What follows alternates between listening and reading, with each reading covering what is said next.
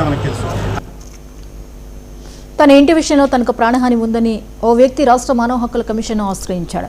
హైదరాబాద్లోని నాగోలుకు చెందిన దాసు ఇంటి నిర్మాణం చేపట్టినట్లు కమిషన్కు వివరించారు. అయితే ఆర్థిక అవసరాల కోసం 2014లో హోమ్ లోన్ తీసుకుని 2024 వరకు క్రమం తప్పకుండా కట్టినట్లు వివరించారు. వ్యాపారంలో నష్టపోయి లోను కట్టడం ఆలస్యమైందన్నారు. దీంతో బ్యాంక్ వారు తనకు ఎలాంటి సమాచారం ఇవ్వకుండా 2 కోట్ల పైన విలువ ఉన్న ఇంటిని ₹1 కోటి వేలంలో అమ్మినట్లు వాపోయాడు. అనంతరం బిడ్డర్ దుబ్బాక మహేశ్వరి, వనం రమేష్ న్యాయవాదులు ఇంటిని విడిచి వెళ్లాలని రౌడీలతో బెదిరిస్తున్నారు వెల్లడించారు. తనను తన కుటుంబాన్ని చంపుతానని బెదిరిస్తూ ఇంటిపై దాడి చేశారని ఆందోళన వ్యక్తం చేశారు. ఈ సంఘటనపై పోలీసులకు ఫిర్యాదు చేసినా పట్టించుకోవడం లేదని వివరించారు. తన కుటుంబానికి ప్రాణరక్షణ కల్పించాలని వేడుకున్నారు.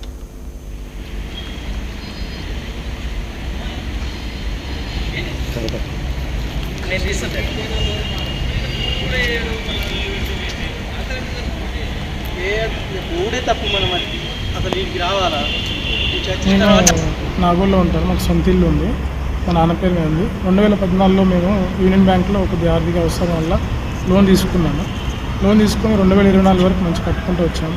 కొద్దిగా పనులు మా డాడీ కన్స్ట్రక్షన్ చేస్తారు. కొద్దిగా లాస్ అవ్వడం వల్ల ఈఎంఐ టైం కట్టలేకపోయినాం. అప్పటికి కొద్దిగా టైం ఇవ్వమని అడిగినాము.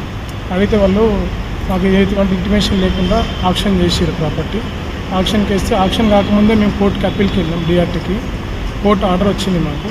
కానీ కోర్టు ఆర్డర్ వచ్చినాక మాకు మా లాయర్ ఏం చేసిందంటే ముఖేష్ శర్మ ఆయన పేమెంట్ కట్టని అవసరం లేదు, నేను ఒక 1 lakh కట్టండి, నేను ఎక్స్టెండ్ చేసుకుంటానని చెప్పిండు. కానీ ఆయన ఎక్స్టెండ్ చేయకుండా దాన్ని దుర్వినియోగం చేసిండు. ఆర్డర్ ఇటు మాకు రాకుండా చేసిండు. తర్వాత ఏమైందని కనుక్కుంటే అవతల ఉన్న బ్యాంకు వాళ్ళతో ఆయన చేయగలిగినట్టు మాకు తెలిసింది.